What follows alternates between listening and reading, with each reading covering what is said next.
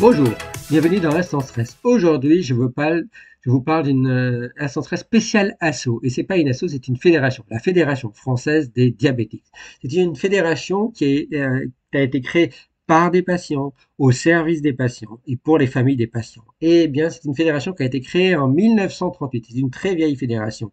Elle existe en différentes délégations, différentes petites fédérations dans les départements, en France, dans les régions et les départements. C'est une fédération nationale qui est reconnue d'utilité publique depuis 1976. Elle est agréée depuis 2007 par le ministère de la Santé pour la représentation des usagers. Elle est indépendante. Elle est très investie pour informer, accompagner, prévenir et défendre. Défendre au niveau individuel et défendre au niveau collectif. Il faut savoir que cette fédération française, elle s'est beaucoup battue, par exemple, pour que dernièrement les pompes à insuline en boucle fermée soient remboursées par la Sécu. Elle s'est beaucoup investie là-dedans. Elle s'est aussi beaucoup investie depuis très longtemps pour que des métiers interdits aux patients diabétiques ne soient plus interdits. Alors vous les patients diabétiques, je vous ai déjà parlé du diabète dans vos précédents instants stress. C'est le diabète type 2 qui est lié à l'alimentation, qui est sournois. C'est un diabète qui s'installe à cause de trop gras, trop sucré dans la vie de tous les jours, et on finit par avoir de l'insuline parce que le pancréas n'arrive plus à suivre notre alimentation.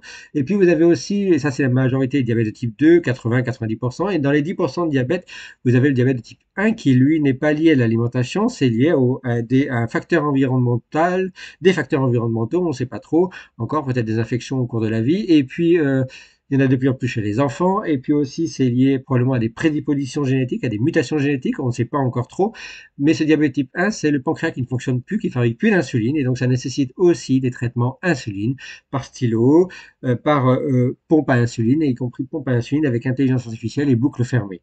Et puis vous avez aussi des capteurs glycémiques qu'on pose sur le bras, par exemple, qui permet d'avoir une glycémie en temps réel. Eh bien, cette Fédération française des diabétiques s'est beaucoup, beaucoup investie pour tous ces patients. À travers ces patients, elle est dirigée par des patients. Par exemple, moi, je fais partie ici dans le Calvados. Donc, dans le Calvados, vous avez la Fédération française des diabétiques du Calvados, qui est aussi Calvados, et pas que, c'est en Normandie, c'est AFD 1461 et Cotentin 61. 1461 et Nouveau-Cotentin. Et son président c'est Monsieur Jean-Marc Dujardin, qui est lui-même un patient diabétique. Donc vous voyez, c'est vraiment investi par des patients diabétiques. Et ça, c'est très bien, puisque justement, comme c'est dirigé par des patients, et bien ces patients sont très au courant de ce qui se passe. Ils savent très bien ce qu'est cette maladie, que le diabète. Et donc, ils savent très bien informer, accompagner, prévenir et soutenir et défendre.